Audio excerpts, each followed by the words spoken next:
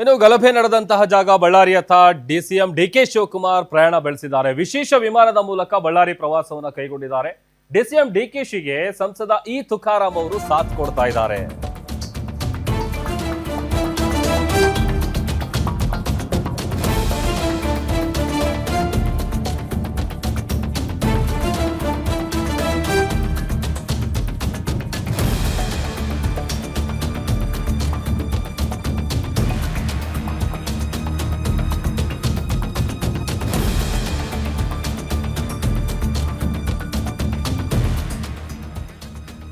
ಬಳ್ಳಾರಿಯತ್ತ ಪ್ರಯಾಣ ಬೆಳೆಸಿದ್ದಾರೆ DCM DK Shivakumar ಅವರು.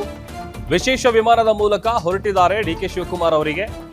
ಸಚಿವ ಜಮೀರ್, ಸಂಸದ ಇ ತುಕಾರಾಂ ಅವರು ಸಾಥ್ ಕೊಡ್ತಾ ಇದ್ದಾರೆ. ಮೃತ ರಾಜಶೇಖರ ನಿವಾಸಕ್ಕೆ ಡಿಕೆ ಶಿವಕುಮಾರ್ ಅವರು ಭೇಟಿ ಕೊಡ್ತಾರೆ.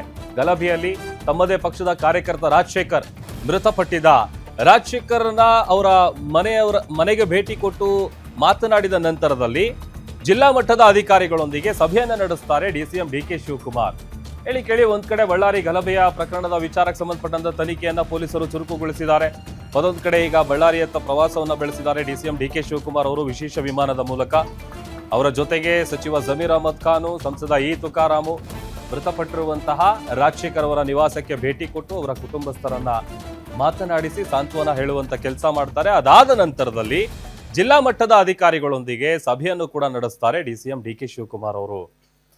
ಈ ಗಲಭೆ ಏನು ನಡಿಬಾರ್ದಿತ್ತು, ನಡೆದು ಹೋಯ್ತು ಅಂತ ಸಂದರ್ಭದಲ್ಲಿ ತಮ್ಮದೇ ಪಕ್ಷದ ಅಂದ್ರೆ ಕಾಂಗ್ರೆಸ್ನ ಕಾರ್ಯಕರ್ತ ರಾಜಶೇಖರ್ ರೆಡ್ಡಿ ಆ ಒಂದು ಬುಲೆಟ್ಗೆ ಆತ ಬಲಿಯಾಗಿದ್ದ. ಅದೊಂದ್ ಕಡೆ ಆ ಮೃತನ ಕುಟುಂಬಸ್ಥರಿಗೆ ಪರಿಹಾರವನ್ನು ಘೋಷಣೆ ಮಾಡಿದ್ದಾರೆ ಒಂದ್ ಕಡೆ. ಅದೊಂದ್ ಕಡೆ ಇವತ್ತು ಮೃತ ರಾಜಶೇಖರ್ ಅವರ ನಿವಾಸಕ್ಕೆ ಡಿಕೆ ಶಿವಕುಮಾರ್ ಅವರು ಭೇಟಿಯನ್ನ ಕೊಡ್ತಾರೆ.